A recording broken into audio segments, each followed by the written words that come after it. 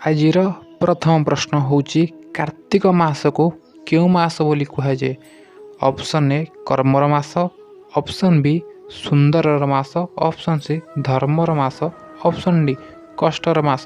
जदि ठीक उत्तरटी जानी ताले आम कमेंट माध्यम निश्चिंत भाव में जनइबे। चलतु आपण समय आरंभ होची एबेठारु।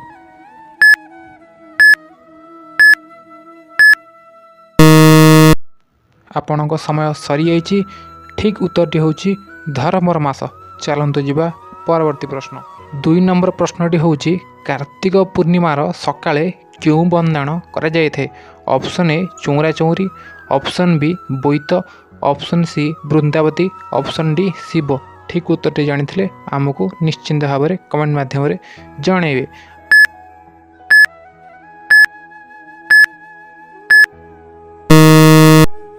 आपण समय सरी जाइए। ठीक उत्तरटी होची बोईत।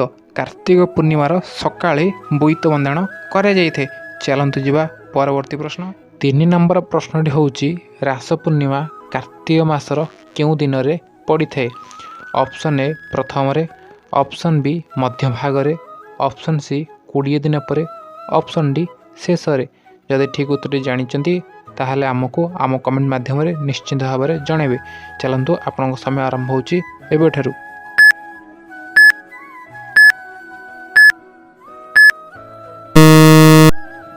आपण समय सरी जाइए। यार सठिक उत्तरटी होची शेष रे। आपण मैंने जानी रास पूर्णिमा कार्तिक मासर शेष दिन में पड़ी थे। चलतु जीवा परवर्ती प्रश्न। 4 नंबर प्रश्नटी होची कार्तिक पूर्णिमार पर दिन को कौन कहुए। ऑप्शन गुड़िक देखा। ऑप्शन ए छाड़ खाई, option B Nuakhai, option C महापंचुक, ऑप्शन डी बड़ ओषा। ठीक उत्तरटी जानी आमको निश्चिंत भाव में जनइबे। चलतु आपण समय आरंभ होची एबेठारु।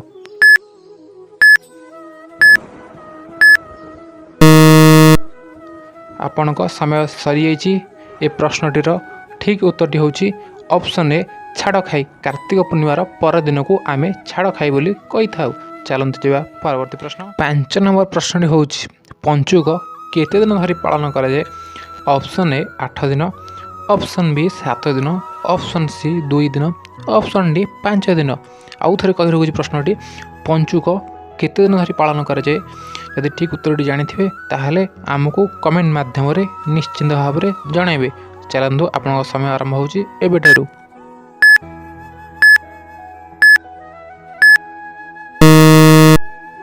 यार सठिक उत्तरटी होची ऑप्शन डी 5 दिन। आपण मैंने जानी पंचुक 5 दिन धरी पालन करा जाए। चलतु जीवा परवर्ती प्रश्न। आज ये शेष प्रश्न। कार्तिक पूर्णिमा क्यों ओडिया मासरे पालन करा जाए। ऑप्शन ए बैशाख मासरे, ऑप्शन बी कार्तिक मासरे, ऑप्शन सी मार्गशीर मासरे, ऑप्शन डी मार्घ मासरे। यदि ठीक उत्तर जानी ताहले आम कमेंट माध्यम निश्चिंत भाव में जनइबे।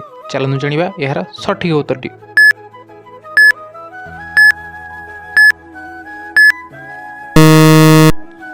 यार सठिक उत्तरटी होची ऑप्शन बी कार्तिक मास। से तो आम पूर्णिमा को कार्तिक पूर्णिमा बोली कही था। आज एतिकी। जय जगन्नाथ।